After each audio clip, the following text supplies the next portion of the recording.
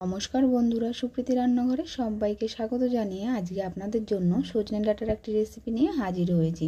আশা করি আজকে আপনাদের আমার রেসিপিটা ভালো লাগবে। ভালো লাগলে অবশ্যই লাইক আর চ্যানেলটিকে সাবস্ক্রাইব করে পাশে থাকবেন। কড়াইটা গরম করে তাতে দিয়ে দিলাম সর্ষের তেল। তেলের মধ্যে দিয়ে দিলাম হাফ চামচ কালো জিরে আর দুটো শুকনো লঙ্কা। ফোড়নটা একটু ভেজে নেব।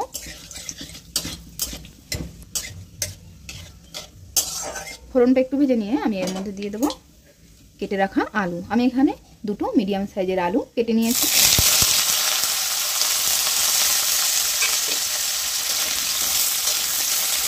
আলুটা আমি সামান্য ভেজে নেব।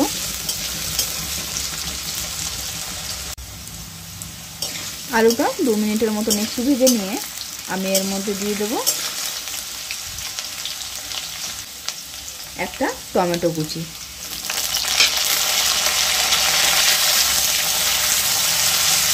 টমেটোটা একটু আলুর সাথে মিশিয়ে ভেজে নেব।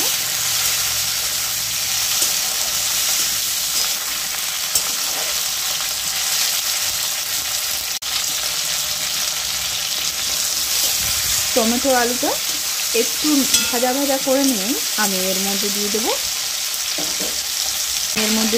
সজনে ডাঁটাগুলো।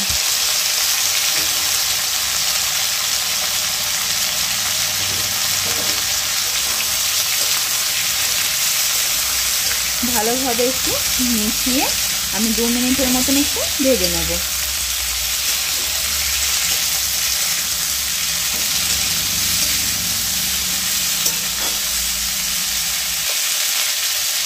এই সময় আমি দিয়ে দেবো হাফ চামচের মতন লবণ আর হাফ চামচ হলুদ গুঁড়ো দিয়ে আমি এটা একটু ভেজে নেব।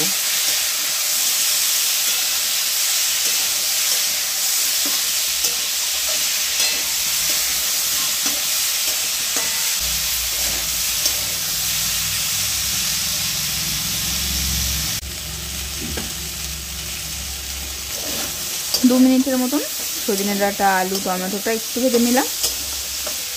এবারে এর মধ্যে আমি দিয়ে দেবো সামান্য পরিমাণ জল।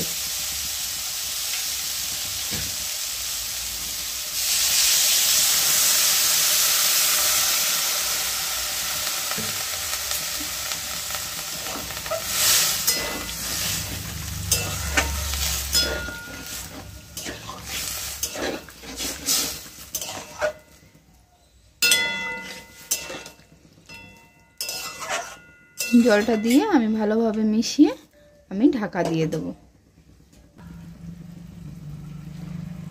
5 মিনিটের জন্য আমি ঢাকা দিয়ে দিলাম।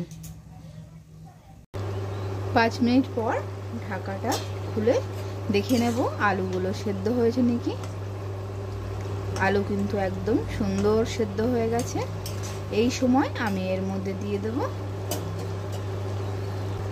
2 চামচ পোস্ত, 2 চামচ কালো সর্ষে আর 1 চামচ কাঁচা লঙ্কা বাটা।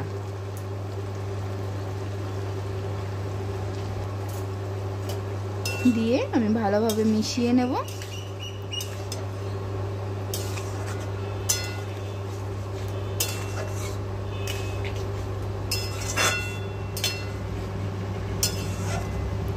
মিশিয়ে নিয়ে আমি 2 মিনিটের জন্য ঢাকা দিয়ে দেবো।